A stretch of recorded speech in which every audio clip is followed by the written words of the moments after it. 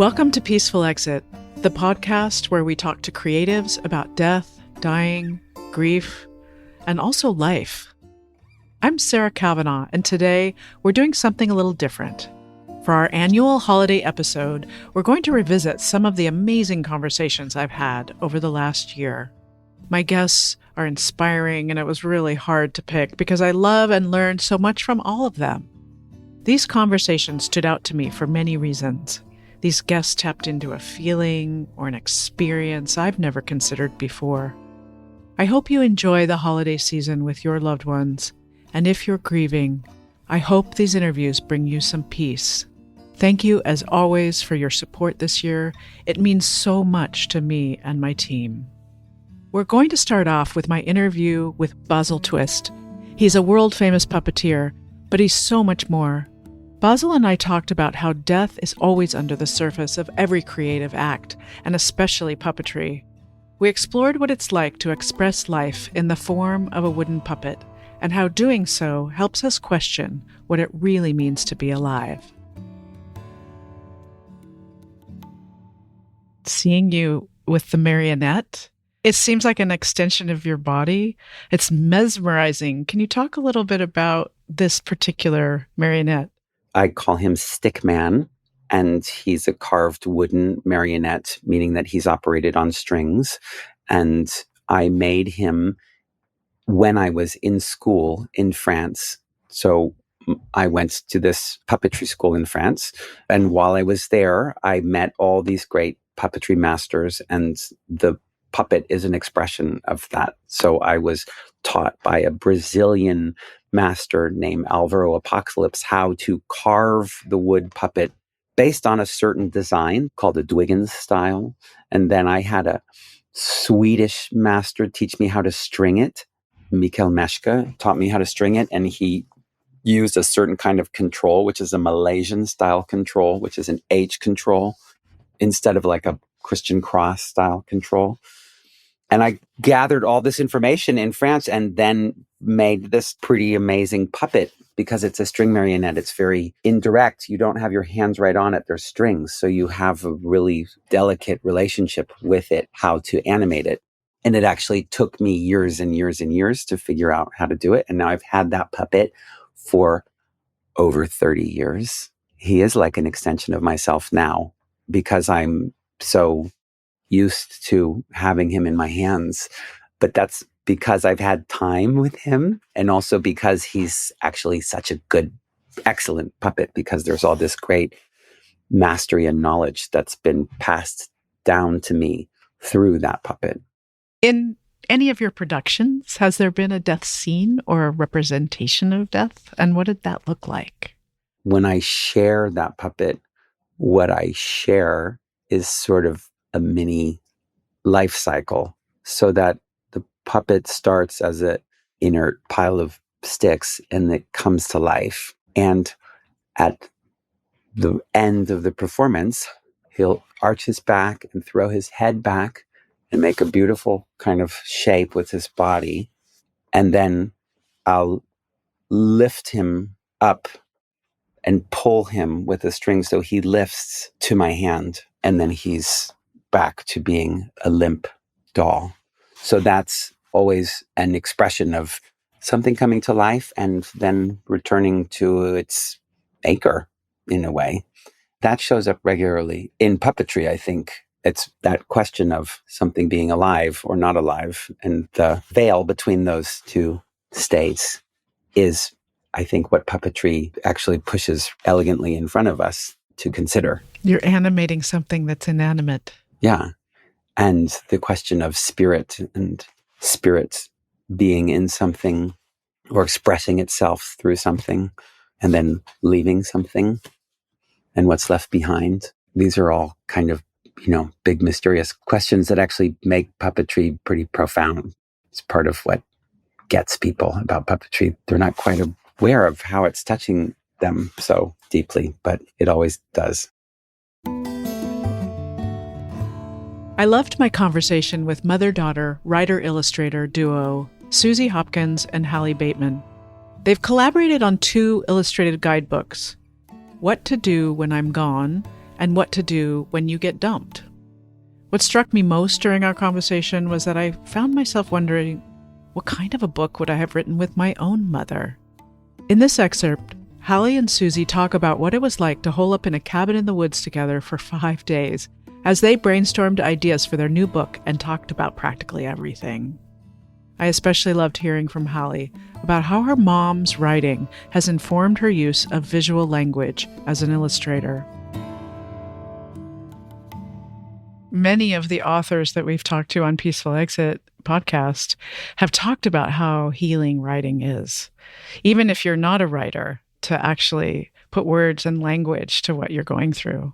Yeah, and of course, writing to me has always been an analytical exercise. I was trained in journalism. I know how to do synopsis, big picture view stuff, but this was just a different animal. And we had already done one book, and Hallie was ready to do another with me and said, well, if you do this, we'll do this together. And so I wrote a first draft, and then we began our collaborative process.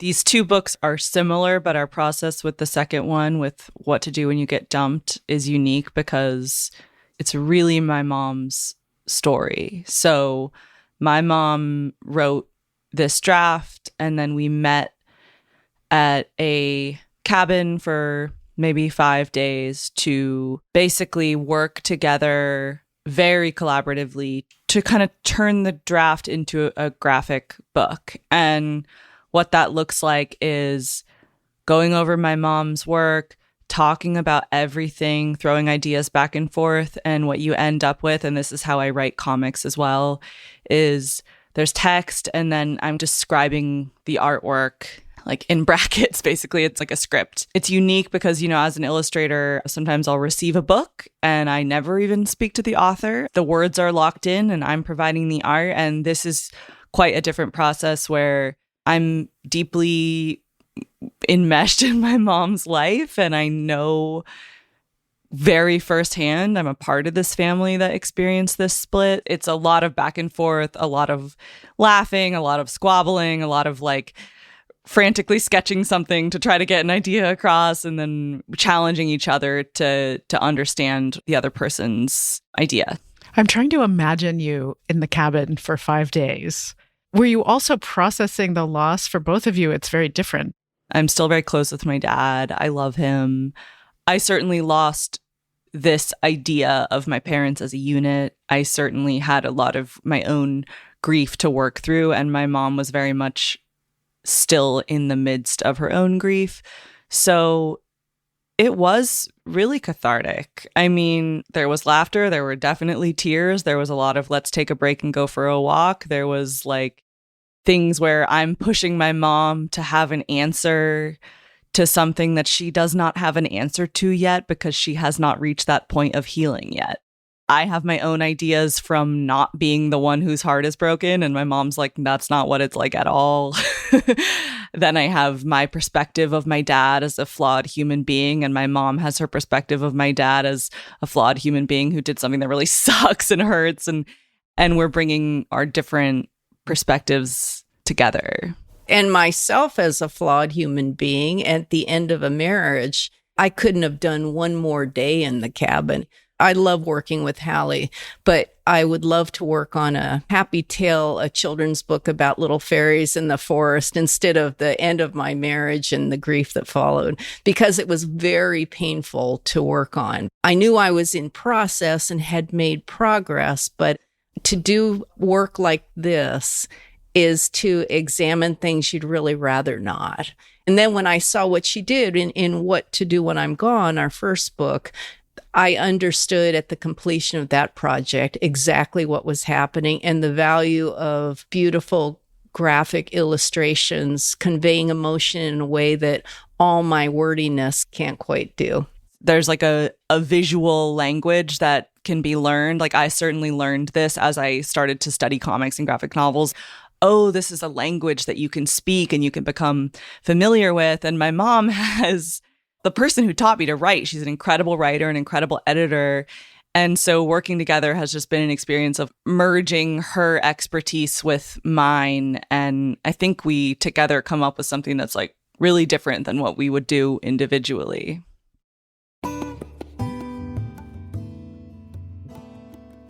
Joél Simone is a death educator, and she's on a mission.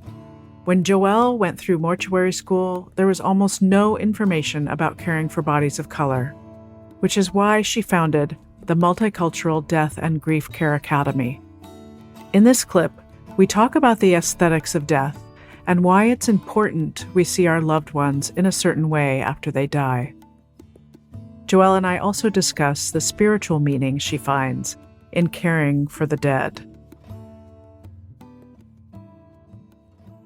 What is it about our grieving our lost loved ones that make it important for us to see them as if they were sleeping? We use the term memory picture in our profession, and that basically means the last memory or mental image that you're going to have of your loved one. We are so tied into the aesthetics of death more so than the experience of death and grief. And so it's hard to answer that question one way because we all don't die in the same way. For example, a mother who possibly lost her child in some type of traumatic accident, whether it be a fire, a car accident, a gunshot wound, a fall, any scenario that you can think of, that mother's memory picture, especially if she saw that child in that state, it's important for that mother in our society to see them again in a more peaceful light, something that she can hopefully look back on and not be as traumatized by. But I think that also is deeply rooted in our psychological detachment from what death looks like in our society. There are some cultures that the physical body being destroyed is important. For example, Tibetan sky burial, where they intentionally take their loved ones to the top of mountains and hoist them off so that their body hits the rocks.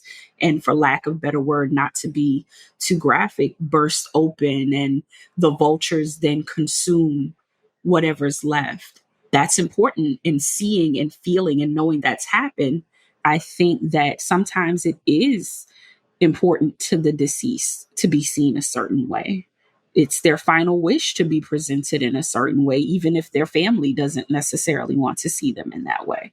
That's fascinating. And I so appreciate you bringing up other cultures who handle it differently. And, you know, my last memory picture, if you will, of my mother, my uncle and my cousin who ran the funeral home and cemetery near us had come, and they'd wrapped her in a cloth around her head, but her jaw was open.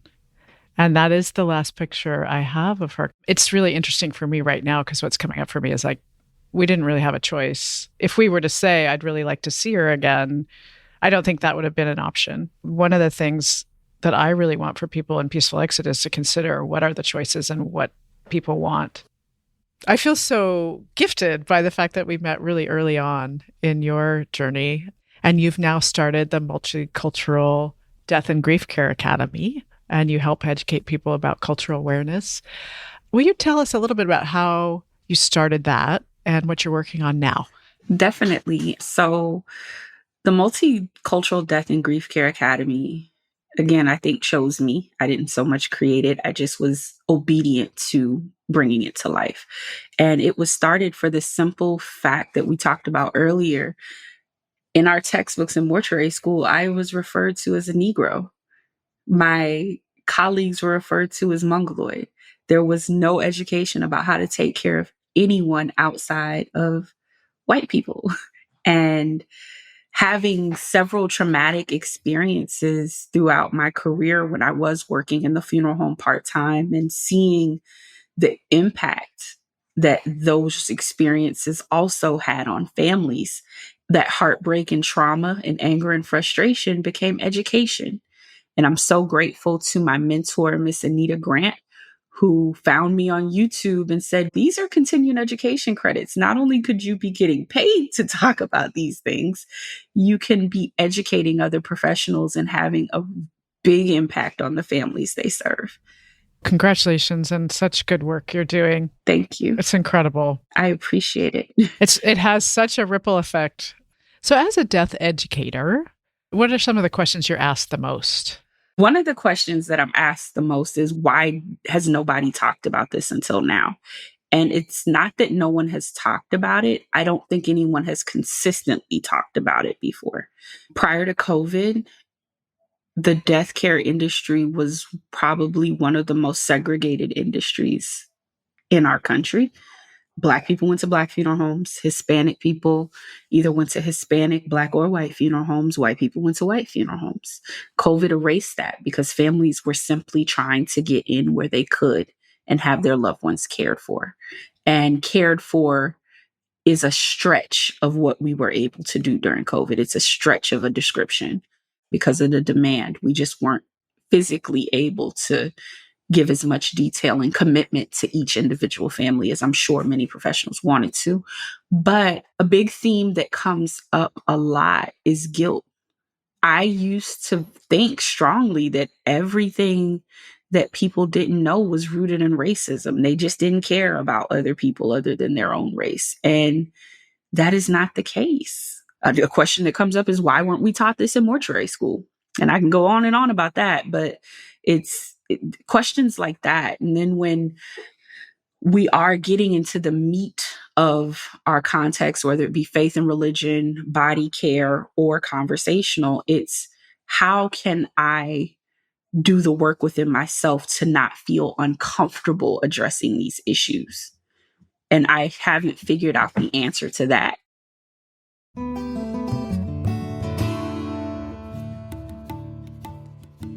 The poet Danusha Laméris has lived through two big losses in her life, her brother and her son. And yet, when we spoke earlier this year, I was struck by the light she continues to carry. Danusha is incredibly connected to all of her emotions, those wonderful things that make us all human. In this excerpt, she reads one of her beautiful poems about her son called The Sound. Let's talk about your son. You wrote in your Substack, I had a lovely big-eyed baby with a chromosomal variation that meant he'd never walk or be able to feed himself, nor communicate with us his thoughts, needs, and feelings. My marriage fell apart under the weight of all the decision-making and sleeplessness that came with this new life. Soon I was a single mother, sharing caregiving. There's a lot of grief in those few sentences. Yeah.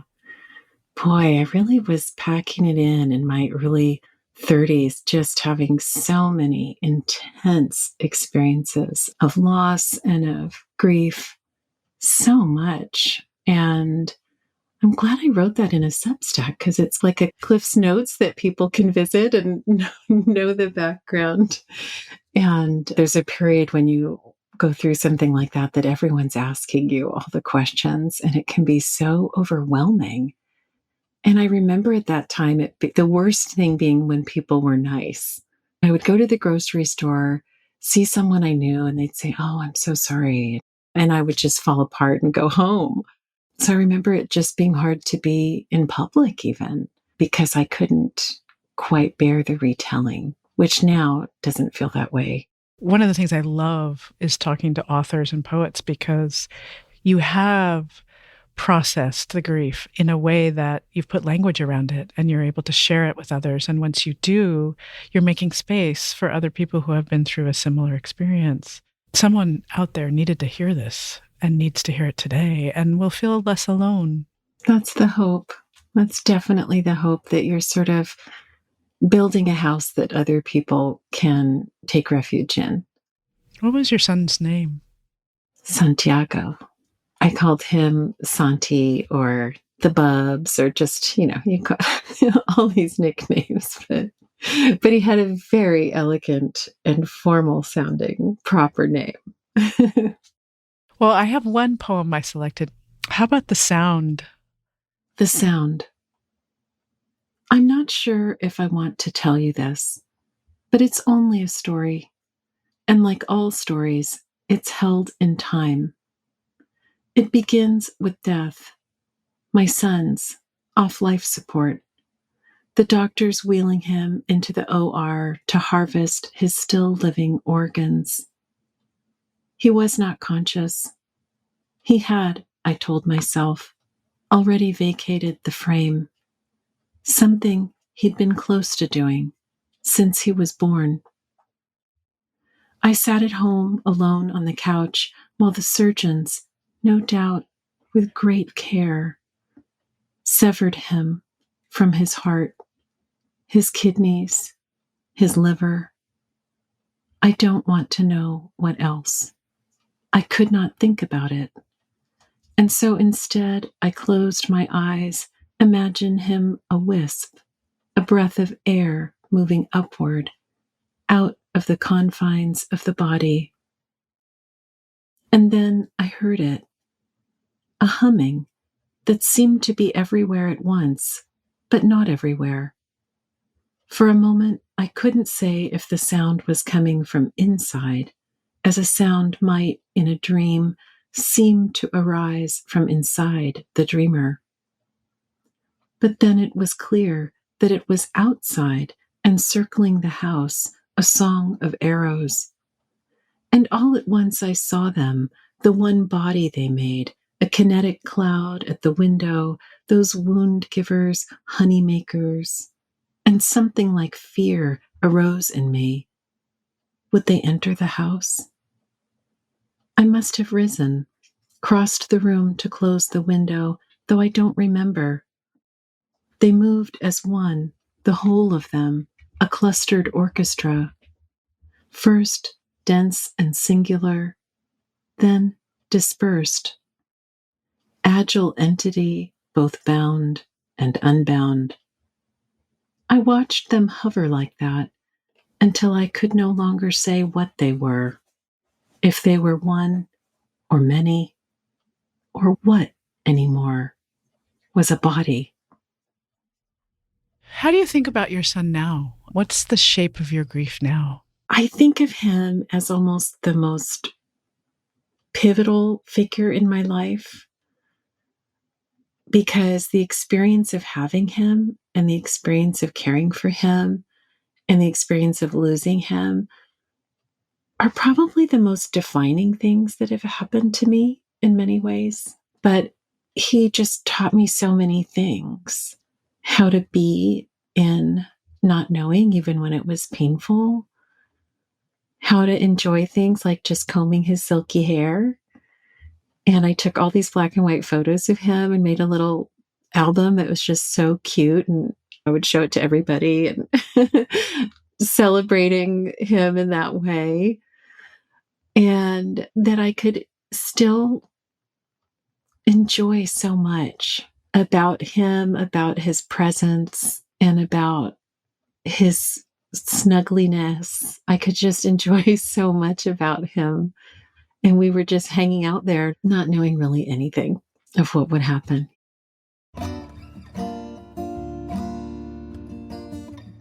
Oliver Burkeman is an author and journalist who wrote a book about productivity and time management called Meditations for Mortals.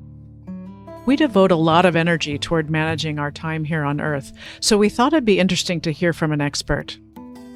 In this clip, Oliver and I talked about why it's so important to make time for what really counts. I wonder if listeners are thinking, why are we talking about time management? Because what does that have to do with death? But that connection is central to your work. I do feel slightly odd having a conversation for this podcast because I do think the books that I've written and the subjects that I write about are not overtly about death and dying, but they are about finitude. They are very much about the limitations that ultimately all come from the fact that we do die. I'm expanding the notion of time management up to the question of how do we deal with the fact that our time is finite. And as soon as you talk about our time being finite, you're talking about death in some sense. Well, and accepting your mortality makes life worth living. I love the premise of the limited time, the limited amount of projects you can finish. Really acknowledging that is really what we talk about a lot. I've definitely come at it from the end of, like, I've got too many emails in my inbox and too many items on my to-do list, as opposed to really huge encounters with the sort of absolute nature of mortality. But they are completely the same thing, yeah. Well, I found a lot of peace reading about showing up and accepting your limits and letting go. Let's talk about your book for a sec.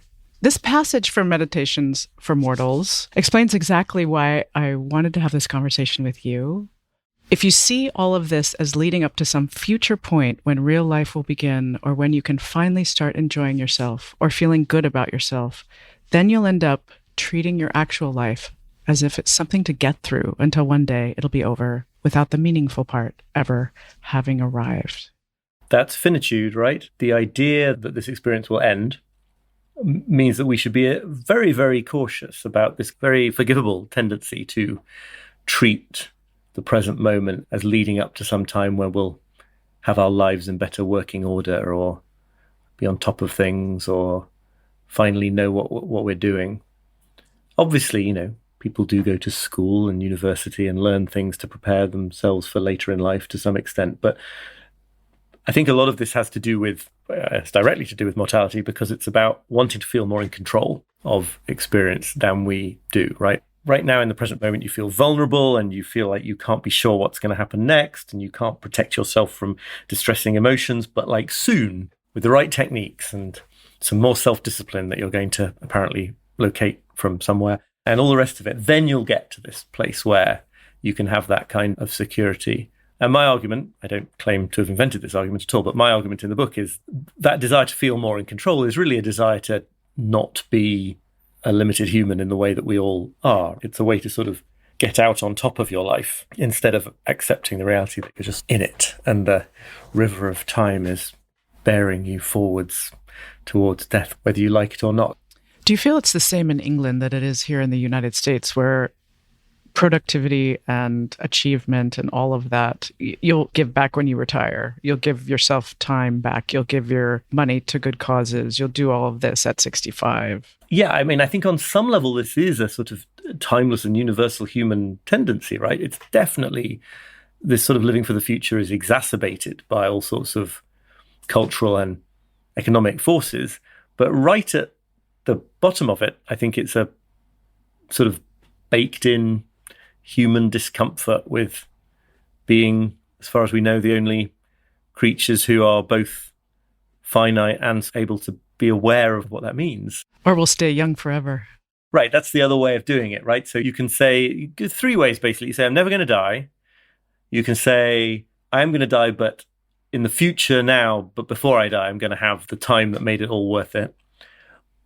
Or you can just go fully into sort of optimization culture and say, like, I can do a limitless amount of things right now, which is a kind of immortality as well. If I really could make it so that I could answer every email, pursue every ambition, meet every obligation, and go to 50 different places around the world every year, then it would be sort of functionally equivalent to living forever, because I could do everything in the present, but neither is possible. Yeah. Well, your second book, called 4,000 Weeks, if we live to 80, then how many weeks we have in a lifetime. And putting in another number like that really also illustrates the point of a finite life. Do you think of life being short or long? I mean, at first blush, I think of it as being short. And the use of weeks in that title was obviously deliberate. Having figured it out myself and had the panic attack, I wanted to make everybody else suffer too. A week feels like a very easy unit of time to waste, like what happened to the last week. But also 4,000, it's a few more than 4,000 if you don't round it down, but 4,000 is not very many of them. Whereas a year is hard to waste. So the fact that we get fewer years isn't so bad. Days are very easy to waste, but you get thousands and thousands of days, so maybe it's not so bad. And a week really gives you the worst of both worlds in that topic. But I think when you think about that question, like, is life short or long, compared to what? Compared to the history of humanity or the life of the cosmos, it's obviously incredibly short. And compared to the life of a mayfly, whatever, human life is incredibly long. It is interesting that our minds naturally tend towards the first comparison rather than the second, I think. On some level, we feel like we should be entitled to be present for the whole history of humanity, and it's an insult that we're not, which is completely fascinating when you stop to think about it. And not many people regret not having been alive in the past in the same way that they hate the fact that they won't be alive in the future. So we've got some curious intuitions going on there for sure.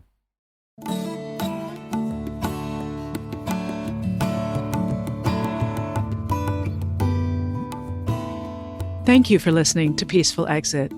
I'm your host, Sarah Kavanaugh. You can find us on Instagram at A Peaceful Exit and on YouTube at Peaceful Exit Podcast.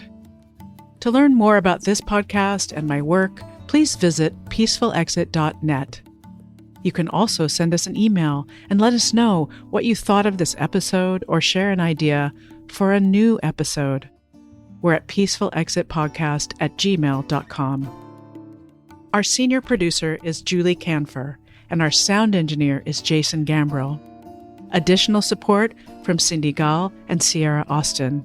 I have an amazing team. Original music provided by Ricardo Russell. Please make sure to follow us on YouTube, Spotify, or Apple Podcast and rate and review us wherever you listen. It really makes a difference. And please tell your friends about Peaceful Exit. As always, thank you for listening.